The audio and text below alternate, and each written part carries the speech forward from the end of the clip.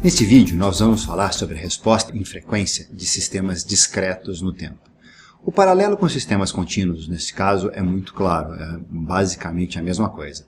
A grande vantagem é que a resposta de um sistema a uma entrada senoidal é uma senoide com a mesma frequência, ele muda as amplitudes e muda as fases.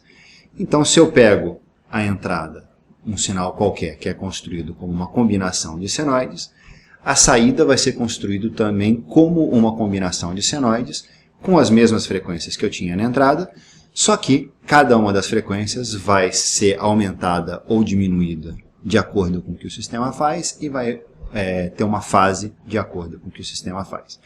Nos casos discretos, por outro lado, é muito fácil arrumar exemplos mais fáceis de trabalhar, então fica fácil um pouco de ver o que acontece. Então vamos começar por isso. Vamos começar olhando um sistema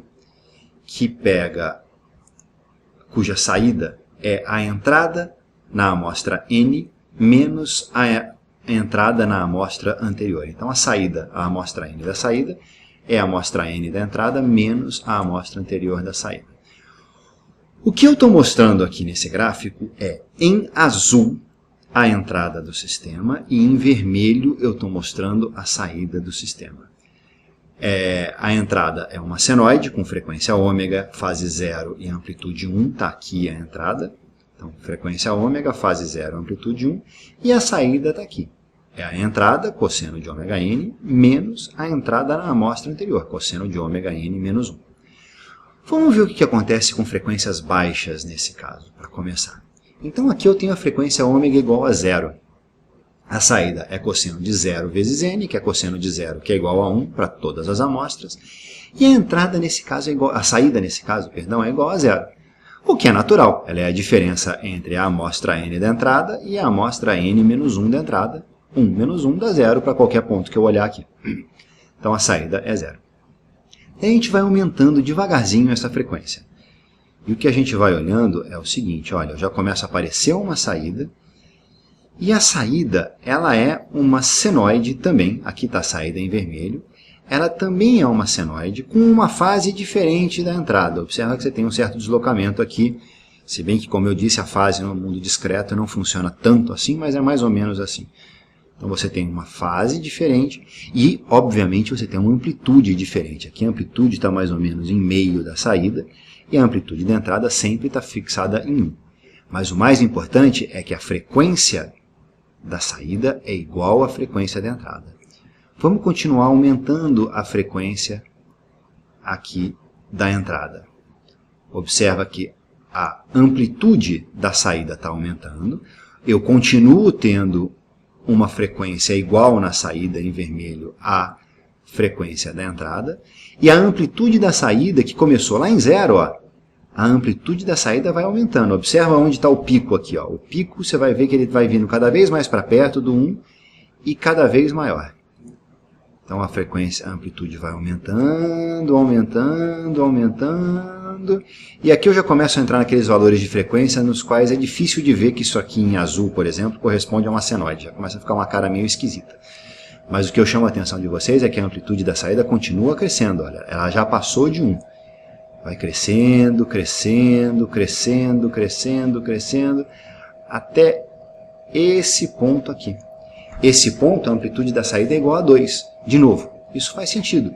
A entrada aqui é menos 1, 1, menos 1, 1. Então, 1 menos menos 1 dá 2. Menos 1 menos 1 dá menos 2. E assim sucessivamente. Vocês sabem que frequência que a gente está mostrando aqui? Vamos tentar ver se vocês sabem dizer qual é o valor de ômega para esse gráfico que eu estou mostrando aqui. Tenta e já já a gente volta. Bom, o valor de ômega para esse gráfico, observa que ele está saindo de 1, vai até menos 1, volta para 1 e assim sucessivamente. Ele sai. Quem tem cosseno igual a 1 é 0, o ângulo 0. Daí ele vai para cosseno igual a menos 1, que eu estou em π. Depois ele vai para cosseno igual a 1. Que eu estou em 0 de novo. Então ele fica indo de 0 radianos para π radianos, 0, π, 0, π. Isso é a frequência ômega igual a π. Então o que eu espero ter mostrado para vocês nesse gráfico é que a saída de fato é uma senoide que tem a mesma frequência da entrada, mas cuja fase e cuja amplitude variam em função da frequência. Para frequências baixas eu tenho uma fase pequena, uma amplitude pequena, e para altas frequências eu começo a ter uma amplitude cada vez maior. Isso está refletido no gráfico da resposta em frequência desse sistema que faz essa diferença.